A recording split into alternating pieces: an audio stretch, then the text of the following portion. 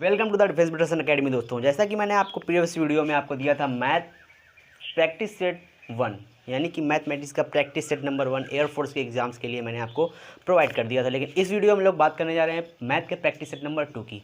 तो मैथ के practice set number 2 को स्टार्ट करने से पहले हम लोग, ठीक है ना, क्वेश्चन नंबर देखेंगे 1। क्वेश्चन नंबर 1 आपको स्क्रीन में दिख रहा होगा, ठीक है ना। तो क्वेश्चन आपका दिया हुआ है, क्वेश्चन नंबर 1 दिया हुआ है आपका कि दो व्यक्ति एक मीनार के विपरीत दिशा में हैं। वे मीनार के शीर्ष का उन्नयन कोण क्रमशः 30 डिग्री एवं 45 डिग्री पाते हैं। यदि मीनार की ऊंचाई 25 मीटर हो तो दोनों व्यक्तियों के बीच की दूरी क्या होगी। इसके ऑप्शन आपके दिए हुए हैं। ए नंबर ऑप्शन 25 कोष्टक में दिया हुआ है 1 + √3, ठीक है ना। ऑप्शन नंबर भी दिया हुआ है 25√3। ऑप्शन नंबर सी नंबर दिया हुआ है आपका 25। डी नंबर दिया हुआ है 25√3 - 1। एक बार मैं आपका इसका क्वेश्चन और पढ़ रहा हूँ कि दो व्यक्ति एक मीनार के जो है विपरीत दिशा में, किस दिशा में है, विपरीत दिशा में हैं। वे मीनार के शीर्ष का उन्नयन कोण, यानी कि मीनार को वो नीचे से ऊपर की ओर देख रहे हैं, यानी कि वो नीचे से ऊपर की ओर, यानी कि मीनार कहाँ पे, मीनार के ऊंचे सिरे को क्या कर रहे हैं, नीचे से देख रहे हैं। कौन, दो व्यक्ति। तो जो उन्नयन कोण है 30 डिग्री और 45 डिग्री है। यदि मीनार की ऊंचाई 25 मीटर हो तो दोनों व्यक्तियों के बीच की दूरी क्या होगी। तो ऑप्शन आपके दिए हुए हैं, चारों दिख रहे होंगे, आपको स्क्रीन पे दिख रहे होंगे। चलिए बात करते हैं इसका सॉल्यूशन की। तो चलिए इस क्वेश्चन का सॉल्यूशन देख लेते हैं हम लोग।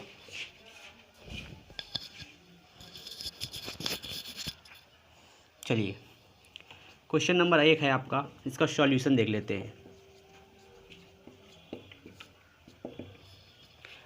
कह रहा है कि एक 25 मीटर ऊंची मीनार है। कितनी है, 25 मीटर ऊंची। दो व्यक्ति खड़े हैं विपरीत दिशा में, यानी कि मीनार की विपरीत दिशा में। एक व्यक्ति आपका इधर खड़ा है, एक खड़ा है आपका इधर। ये क्या करते हैं, उन्नयन कोण यानी बनाते हैं कितना, 30 डिग्री और 45 डिग्री। मीनार को क्या कर रहे हैं, देख रहे हैं दोनों व्यक्ति। इसको ए नाम दे दिया, इसको बी। ए और बी नाम के दो व्यक्ति हैं। ये मीनार को क्या कर रहे हैं, देख रहे हैं। उन्नयन कोण जो है, यानी उन्नयन कोण का जो मतलब होता है वो क्या होता है कि नीचे से ऊपर की ओर देखना। तो ये मीनार को देख रहे हैं नीचे से। ये ए व्यक्ति है, ये देख रहा है ऊपर की ओर। ये बी व्यक्ति है, ये देख रहा है ऊपर की ओर मीनार को। तो मीनार की हाइट दी हुई है, वो कितनी दी हुई है, 25 मीटर दी हुई है। तो पूछ रहा है कि दोनों व्यक्तियों के बीच की जो दूरी होगी वो कितनी होगी। अगर इसको हम लोग मान ले x, इसको मान ले y, तो आपको दूरी फाइंड आउट करनी है x + y की दूरी क्या करनी है, आपको फाइंड आउट करनी है। तो चलिए इसको हम लोग दे देते हैं नाम c, इसको देते हैं d, ठीक है ना। तो इस जो आपका उन्नयन कोण दिया हुआ है, कितना दिया हुआ है, एक दिया हुआ है आपका 30 डिग्री, एक आपका दिया हुआ है 45 डिग्री, ठीक है। इसमें से आपको, इसको आप 30 डिग्री मान सकते हैं या इसको 45 डिग्री मान सकते हैं, कोई दिक्कत नहीं, ठीक है ना। तो चलिए हम लोग बात कर लेते हैं सबसे पहले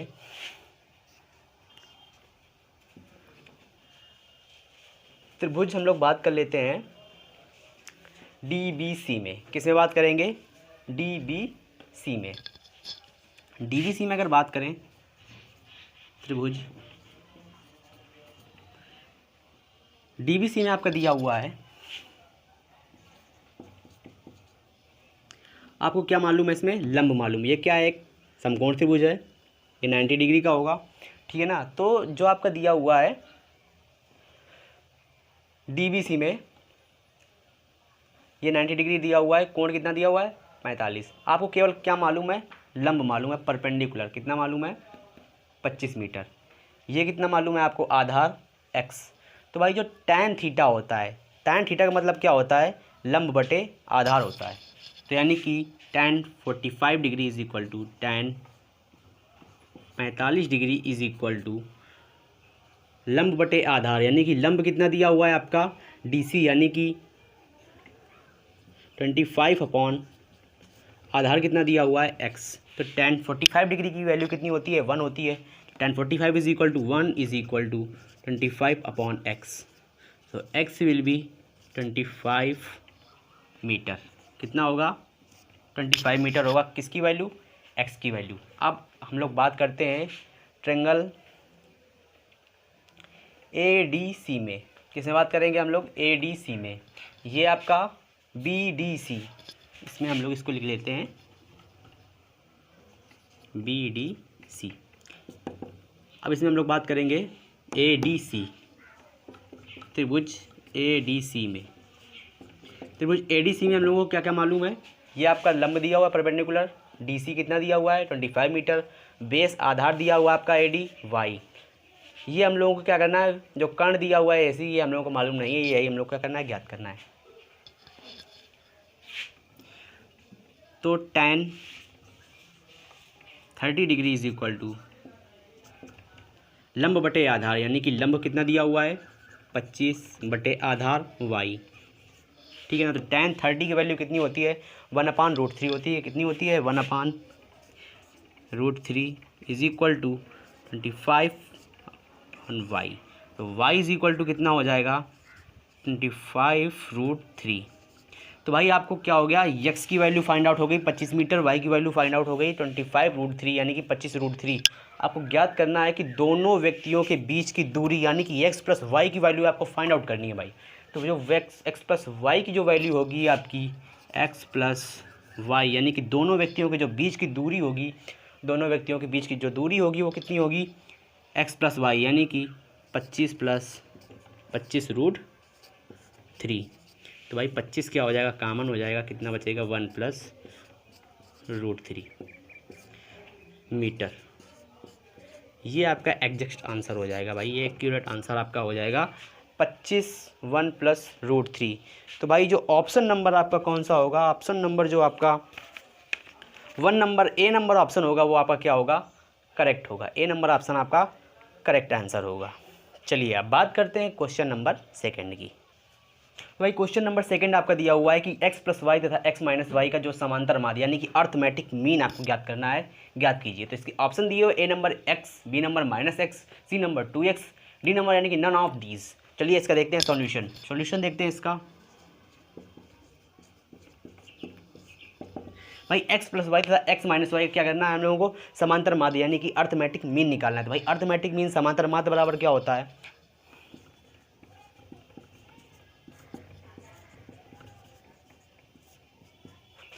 a प्लस बी बाई 2। कितना होता है भाई? a प्लस बी बाई 2, यानी कि arithmetic mean is equal to a plus B by 2 होता है। तो कितना हो जाएगा? x plus Y plus X minus Y upon 2। Y से वाई कैंसिल हो जाएगा। कितना हो जाएगा? 2x upon 2। 2 से 2 कैंसिल इज इक्वल टू कितना आ जाएगा? x। क्या हो जाएगा? आंसर हो जाएगा। तो जो ऑप्शन नंबर ए होगा वो आपका क्या हो जाएगा? राइट आंसर हो जाएगा। चलिए बात करते हैं क्वेश्चन नंबर थर्ड की। तो भाई क्वेश्चन नंबर आपका थर्ड दिया हुआ है कि √7 - 4i का क्या हम लोग को स्क्वायर रूट यानी कि वर्गमूल क्या करना है? ज्ञात करना है। इसके ऑप्शन आपके दिए हुए हैं A number 4 - 2i, B number दिया हुआ है 4 + 2i, सी नंबर दिया हुआ है +-4 - 3i, डी नंबर आपका दिया हुआ है +-4 + 3i। देखते हैं इसका सॉल्यूशन देख लेते हैं भाई।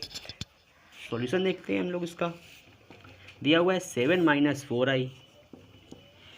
ठीक है, इसका हम लोग क्या ज्ञात करना है? वर्गमूल निकालना है भाई, वर्गमूल।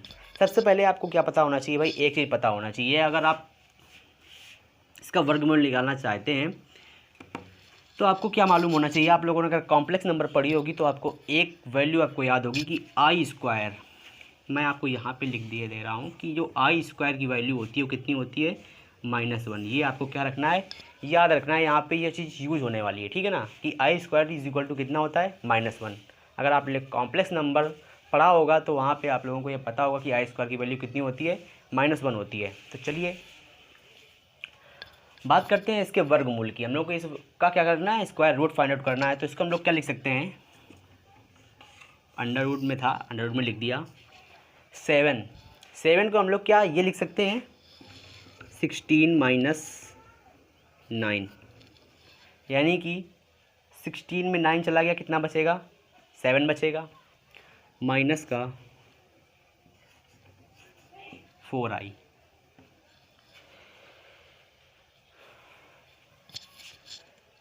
चलिए तो भाई ये तो दिया हुआ है आपका 16 माइनस 9 माइनस 4i। भाई 16 में आपका 9 चला गया, कितना बचेगा? 7 बचेगा। एक मिनट यार, यहाँ पे क्वेश्चन आपका क्या है? 24i है। क्या है? 24i। यहाँ पे हम लोग कितना कर लेंगे? 24। ठीक है। हाँ, तो भाई 16 में 9 आपका चला गया, कितना बचेगा? 7। कोई फ़र्क नहीं पड़ा। हम लोगों ने यही संख्या क्यों ली? क्योंकि ये संख्या क्या है? पूर्ण वर्ग संख्या है। ठीक है ना। 16 जो है क्या है? एक पूर्ण वर्ग संख्या है। 9 क्या है? एक पूर्ण वर्ग संख्या है। इस वजह से हम लोगों ने दो ऐसी संख्याएं चूज की हैं जिनका हम लोगों ने डिफरेंस निकाला तो कितना आया है? 7 आया है। चलिए अब देखते हैं आगे। 16 भाई 4 का जो वर्ग होता है कितना होता है? 16 होता है। चलिए इसको लिख लेते हैं प्लस, हालांकि ये माइनस दिया हुआ है। इसको क्या हम लोग ये लिख सकते हैं? 3i का होल स्क्वायर। क्यों? क्योंकि जो 3 का स्क्वायर होगा कितना होगा? 9 होगा। जो आई स्क्वायर का जो मान होता है वो कितना होता है? -1। तो 3i का जो होल स्क्वायर होगा इसका मान कितना हो जाएगा? 9i square. और आई स्क्वायर की वैल्यू कितनी होती है? -1। तो कितना हो जाएगा? माइनस का i। तो कोई भी फ़र्क नहीं पड़ा, इसलिए हम लोगों ने 3i का होल स्क्वायर लिख लिया। तो समझ में आ गया होगा कितना हो जाएगा? 16 माइनस 9। इससे आपका आ गया। यहाँ पे कितना था? 24 माइनस 24i। ठीक है ना। तो ये आपको एक फार्मूला बनता हुआ नज़र आ रहा होगा, a square plus B square minus 2ab। तो 2ab फॉर्म में इसको लिख के देख लेते हैं हम लोग। a square plus B square minus 2 into A की वैल्यू कितनी दी हुई है? 4 इंटू बी की वैल्यू कितनी दी हुई है? 3i। तो 4 2 जा 8, 8 3 जा 24i। तो ये आपका बन रहा है। तो ये आपका क्या बन गया? a square plus B square minus 2ab। तो ये आपका बन गया a माइनस बी का होल स्क्वायर। तो इसको हम लोग लिख देंगे अंडर रूट के अंदर 4 माइनस 3i का होल स्क्वायर। क्या बन जाएगा आपका? 4 माइनस 3i का होल स्क्वायर बन जाएगा। तो चलिए इसको ऊपर लिख लेते हैं। ये आपका होल स्क्वायर बन गया। आप इसमें 4 माइनस 3i का होल स्क्वायर, जो वर्गमूल होता है, इसका मतलब क्या होता है कि जो इसकी घातें होती हैं वो कितनी होती हैं? 1/2 होती हैं। ठीक है ना। तो ये क्या हो जाएगा? आपस में कट जाएगा।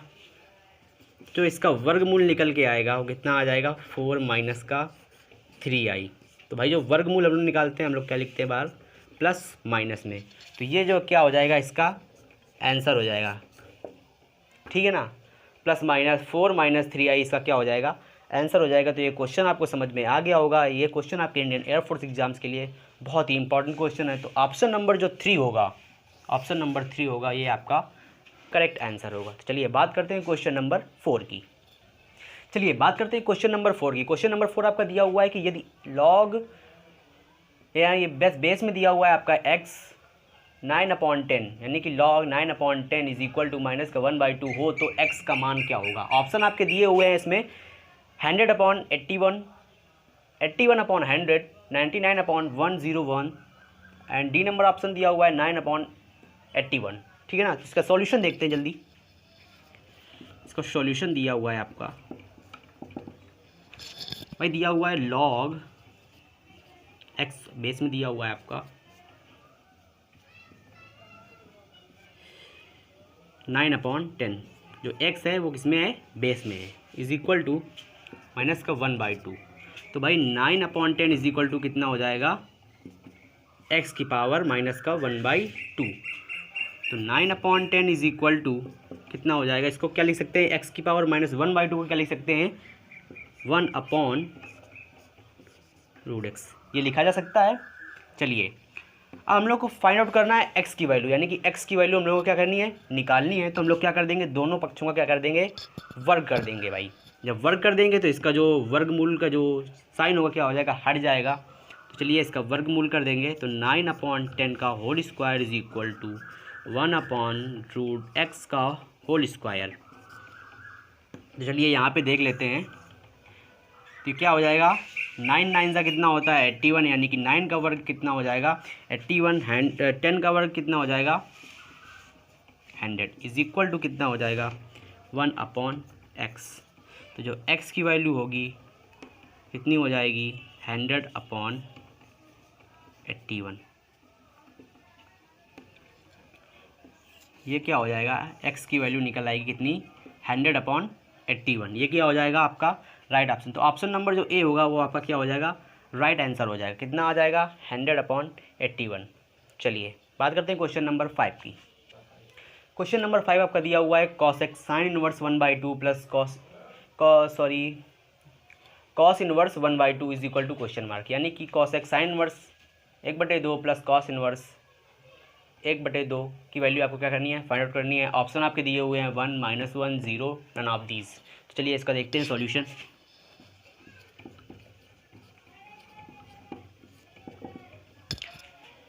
ये आपका दिया हुआ है sine inverse x plus cos inverse x। तो भाई जो sign inverse x plus cos inverse x की जो वैल्यू होती है वो कितनी होती है π/2 होती है। कितनी होती है π/2। तो इसको हम लोग लिख सकते हैं cosec sine inverse 1/2 plus cos inverse 1/2। तो इसको आप लोग 1/2 को क्या मान सकते हैं x, इसको भी आप x मान लें। तो भाई sign inverse x plus cos inverse x, यानी कि जो आपके x के फॉर्म में जो दिए हुए हैं वो आपके क्या है सेम है, यानी कि ये भी आपका 1/2 ये भी आपका 1/2, यानी कि ये आपका कौन सा फॉर्म दिया हुआ है sine inverse x plus cos inverse x के फॉर्म में दिया हुआ है। तो भाई चूँकि sine inverse x plus cos inverse x is equal to कितना होता है π/2। तो भाई आपका इसमें भी दिया हुआ है तो इसकी वैल्यू कितनी हो जाएगी π/2 हो जाएगी। तो भाई इसलिए cosec π/2 यानी कि cosec 90 की जो वैल्यू होगी वो कितनी होगी cosec 90। अगर आपको cosec 90 की वैल्यू नहीं मालूम है तो आप क्या लिख सकते हैं 1/sin 90। तो sin 90 की जो वैल्यू होती है वो कितनी होती है 1 होती है। तो 1/1 इज इक्वल टू 1 हो जाएगा आपका आंसर। तो ऑप्शन नंबर जो ए होगा आपका क्या होगा राइट आंसर होगा। तो अब बात करते हैं क्वेश्चन नंबर 6 की। तो क्वेश्चन नंबर 6 आपका दिया हुआ है इंटीग्रेशन 0 से π/2 cos x upon 1 plus sine X D X is equal to question mark, यानी कि इसकी वैल्यू हम लोग को ज्ञात करनी है। इसका ऑप्शन नंबर दिए हुए हैं A number 2 log 2, B number log 2, C number 0, D number none of these. तो इसका सॉल्यूशन देख लेते हैं। इंटीग्रेशन का सवाल दिया हुआ है आपका इम्पॉर्टेंट है। चलिए इसका सॉल्यूशन देख लेते हैं। दिया हुआ है इंटीग्रेशन 0 से π/2 cos x upon 1 plus sine X D x. इसका हम लोग क्या करना है मान निकालना है आप। तो अगर हम लोग इसको यानी कि पूरे को 1 plus sine X is equal to क्या मान लें कुछ भी मान लें x मान लें t मान लें अगर, तो ऊपर वाले से मैच कर जाएगा, क्योंकि जो साइन एक्स का अवकलन होता है वो क्या होता है cos x होता है। तो ऊपर वाला मैच कर जाएगा। चलिए मान लेते हैं let 1 plus sine X is equal to T. तो सबसे पहले हम लोग क्या करेंगे जो 0 से π/2 लिमिट है, लिमिट भी चूँकि हम लोग मान रहे हैं टी के पद में तो लिमिट भी क्या हो जाएगी चेंज हो जाएगी। तो रखते हैं पहले लोअर लिमिट रखते हैं एक्स की जगह। तो साइन 0 रखें। साइन 0 का मान कितना होता है भाई 0 होता है। तो जो टी की जो फर्स्ट लिमिट हो जाएगी कौन सी नीचे वाली, यानी कि जो लोअर लिमिट हो जाएगी कितनी हो जाएगी साइन 0 यानी कि 0। तो टी इज इक्वल टू 1। तो भाई इसकी लिमिट कितनी हो जाएगी टी इज इक्वल टू 1। अब अगर बात करें π/2 यानी कि अपर लिमिट रखें एक्स की जगह, तो 1 प्लस साइन π/2, साइन π/2 यानी कि साइन 90 का मान कितना होता है 1। तो टी की जो अपर लिमिट हो जाएगी कितनी हो जाएगी 1 + 1 यानी कि 2 हो जाएगी।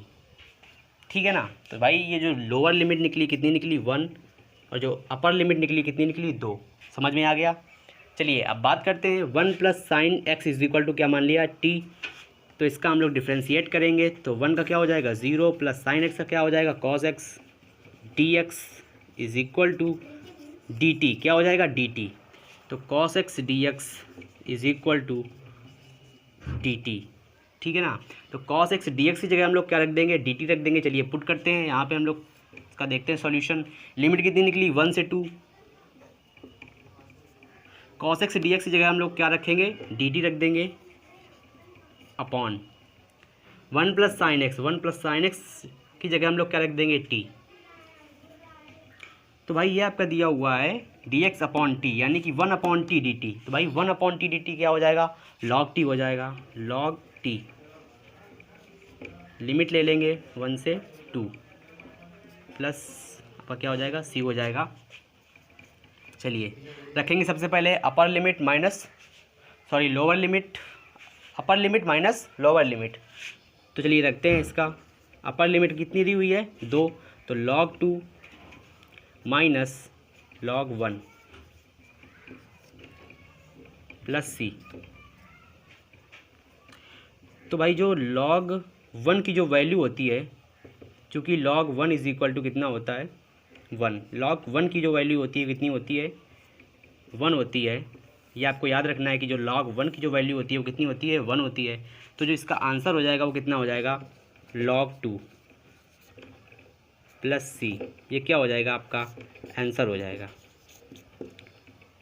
ये कितना निकला था आपका log 2 माइनस log 1 प्लस सी। तो log 1 की जो वैल्यू होती है वो कितनी होती है 0 होती है। सॉरी यहाँ पे क्या लिख दिया 1। log 1 की जो वैल्यू होती है वो कितनी होती है 0। तो यहाँ पे जो आंसर आएगा कितना आएगा आपका log 2 प्लस सी। तो ऑप्शन नंबर जो बी होगा आपका क्या हो जाएगा राइट आंसर हो जाएगा। चलिए बात करते हैं क्वेश्चन नंबर 7 की। तो क्वेश्चन नंबर 7 आपका दिया हुआ है कि समीकरण X square minus 5x plus 4 is equal to 0 के मूल अल्फ़ा एवं बीटा हो तो 1 upon alpha plus 1 upon beta plus 2 alpha beta की वैल्यू हम लोग को क्या करनी है फाइंड आउट करनी है। इसके ऑप्शन आपके दिए हुए हैं 32/5, 34/4, 37/4, नन ऑफ दीज, यानी कि इनमें से कोई नहीं। तो इसका हम लोग सॉल्यूशन देख लेते हैं और देखते हैं कौन सा राइट आंसर होगा। चलिए सॉल्यूशन में देख लेते हैं भाई। तो आपका क्वाड्रेटिक इक्वेशन जो यानी कि द्विघात समीकरण क्या दिया हुआ है आपका X square minus 5x plus 4 is equal to क्या दिया हुआ है 0 दिया हुआ है। चलिए तो द्विघात समीकरण जो होता है वो क्या होता है एक्स स्क्वायर माइनस मूलों का योगफल इंटू एक्स प्लस मूलों का गुणनफल इज इक्वल टू क्या होता है 0 होता है। तो भाई जो मूल क्या दिया हुआ है अल्फ़ा बीटा, तो भाई हम लोग पहले क्या निकाल लेंगे मूलों का योग, यानी कि मूलों का योगफल क्या होता है alpha plus beta is equal to क्या होता है माइनस का बी अपॉन ए होता है। क्या होता है माइनस का बी अपॉन ए। अब इस समीकरण में यानी कि ये समीकरण किस फॉर्म में दिया हुआ है A X square plus B X plus C. भाई plus B X plus C यानी कि A X square plus B X plus C form में दिया हुआ है। तो हम लोगों को बी की वैल्यू यानी कि माइनस बी अपॉन ए यानी कि मूलों का योगफल क्या होता है माइनस का बी अपॉन ए। तो बी की वैल्यू कितनी दी हुई है माइनस का 5 और यहाँ पे माइनस पहले से दिया हुआ है तो क्या हो जाएगा प्लस का 5। ए की वैल्यू कितनी दी हुई है 1, तो कितना हो जाएगा 5 हो जाएगा, ठीक है ना। तो ए प्लस यानी कि अल्फ़ा प्लस बीटा कितना निकला प्लस का 5। अब बात की जाए मूलों का गुणनफल यानी कि alpha into beta is equal to क्या होता है सी अपॉन ए। तो सी कितना दिया हुआ है 4, ए कितना दिया हुआ है 1, सी अपॉन ए कितना हो जाएगा 4 हो जाएगा। चलिए अब हम लोग को निकालना है वैल्यू किसकी इसकी यानी कि 1 upon alpha plus 1 upon beta plus 2 alpha beta की। तो चलिए निकालना है आपको 1 upon alpha plus 1 upon beta plus 2 alpha beta की वैल्यू आपको क्या करनी है निकालनी है। तो भाई इसको हम लोग क्या कर लेंगे एलसीएम ले लेंगे, कितना आ जाएगा अल्फ़ा बीटा आ जाएगा। यहाँ पे क्या आएगा बीटा प्लस अल्फ़ा प्लस ये कितना दिया हुआ है 2 अल्फ़ा बीटा दिया हुआ है आपका, ठीक है ना। चलिए इसको हल करते हैं। अल्फ़ा प्लस बीटा कितनी दी हुई है वैल्यू 5 दी हुई है अपॉन अल्फ़ा डॉट बीटा यानी कि अल्फ़ा इंटू बीटा की वैल्यू कितनी दी हुई है 4 प्लस 2 अल्फ़ा बीटा की वैल्यू कितनी दी हुई है 4 यानी कि 2 को मल्टीप्लाई कर दें कितना आ जाएगा 8। चलिए इसका से एलसीएम ले लेंगे अगर तो कितना आ जाएगा 8 चौको 32, 32 5 37 कितना हो जाएगा भाई 37/4 जो होगा ये क्या हो जाएगा आपका आंसर आ जाएगा। तो जो ऑप्शन नंबर सी होगा वो आपका क्या हो जाएगा राइट आंसर होगा। चलिए बात करते हैं क्वेश्चन नंबर 8 की। तो भाई क्वेश्चन नंबर 8 आपका दिया हुआ है कि ट्रायंगल शब्द के अक्षरों को कितने प्रकार से सजाया जा सकता है। इसके ऑप्शन आपके दिए हुए हैं A number factorial 6, B number factorial 7, C number factorial 8, D number none of these. तो चलिए इसका देखते हैं सॉल्यूशन। ट्रायंगल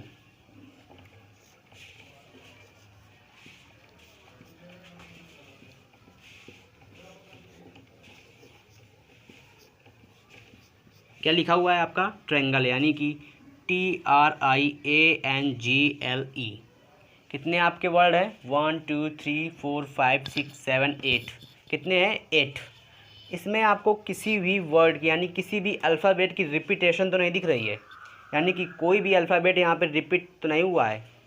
तो इसमें हम लोगों को कहीं भी नहीं लग रहा है कि किसी भी अल्फ़ाबेट की रिपीटिशन हुई है, यानी कि कोई भी अल्फ़ाबेट रिपीट नहीं हुआ है। तो टोटल अल्फ़ाबेट कितने दिए हुए हैं, 1 2 3 4 5 6 7 8।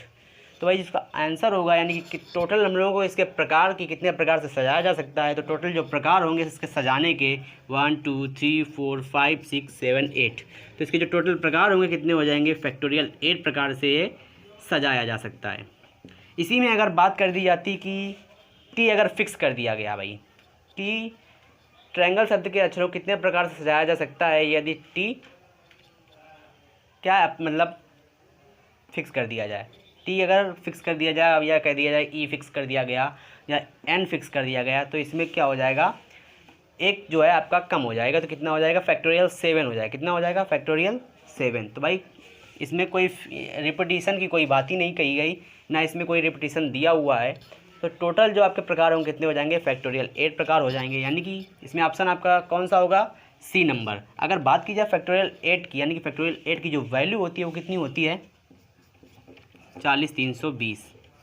तो आपका ऑप्शन में चूँकि दिया हुआ है कितना, फैक्टोरियल 8, तो फैक्टोरियल 8 जो होगा आपका राइट आंसर हो जाएगा। ठीक है,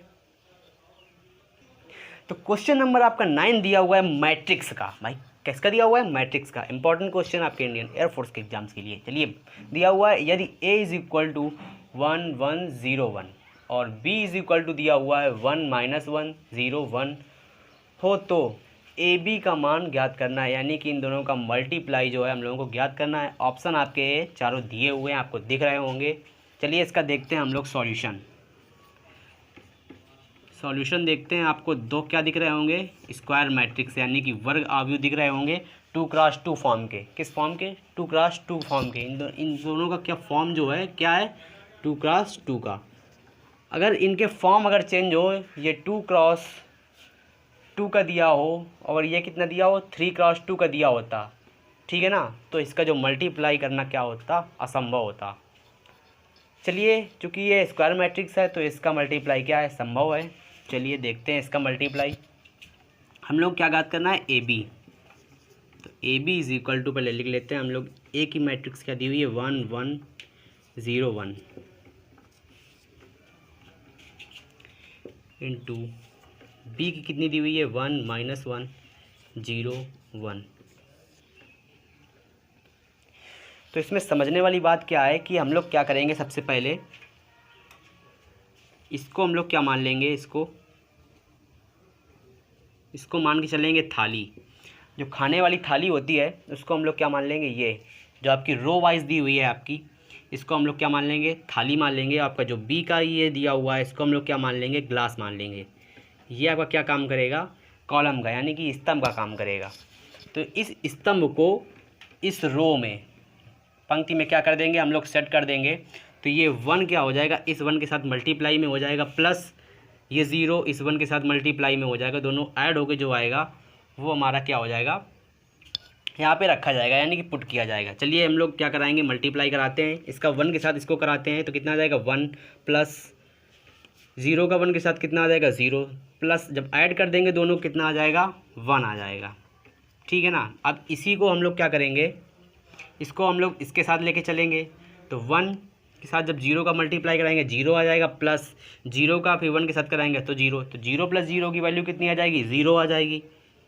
चलिए अब बात करते हैं इस वाले की। तो इस वाले की हम लोग इसमें फिर से कराएंगे तो कितना आ जाएगा, 1 का 1 के साथ होगा तो कितना आ जाएगा, माइनस का 1, फिर 1 का 1 के साथ तो माइनस का 1 प्लस का 1 जब आपस में ऐड होंगे तो कितना आ जाएगा, 0 आ जाएगा। इसके साथ फिर इसको लेके चलेंगे तो -1 का मल्टीप्लाई कराएंगे 0 में, प्लस 1 की 1 के साथ मल्टीप्लाई तो कितना आ जाएगा, 0 प्लस का 1 तो कितना आ जाएगा, 1 आ जाएगा ऐड। तो भाई जो ये होगा आपका क्या आ जाएगा, आंसर आ जाएगा। तो ऑप्शन नंबर आपका कौन सा, ऑप्शन नंबर जो ए होगा आपका राइट आंसर होगा। चलिए तो क्वेश्चन नंबर 10 आपका दिया हुआ है वक्रों x² = 16y तथा y² = 9x से घिरे क्षेत्र का क्षेत्रफल ज्ञात कीजिए। इसके ऑप्शन आपके दिए हुए हैं 45, 44, 48, 49। तो इसका सॉल्यूशन देखने से पहले हम लोग बात कर लेते हैं। ये क्वेश्चन मैंने आपको कराया था, मैंने आपको एक वीडियो कराया, आपको प्रोवाइड किया था, area bounded by curves, tricky आपको फिनोमिना मैंने बताया था वहाँ पे। तो आप वहाँ पे जाके इसका सॉल्यूशन देख सकते हैं, लेकिन फिर भी मैं इसका सॉल्यूशन यहाँ पे बता दे रहा हूँ। तो वक्त आपका दिया हुआ है x² = 16y। चलिए x² कितना दिया हुआ है 16y, y² कितना दिया हुआ है 9x। तो जो घिरे क्षेत्र का क्षेत्रफल, दो वक्रों द्वारा घिरे क्षेत्र का क्षेत्रफल जो होता था, यानी कि bounded area is equal to क्या होता था, coefficient of x into coefficient of y upon 3। x का गुणांक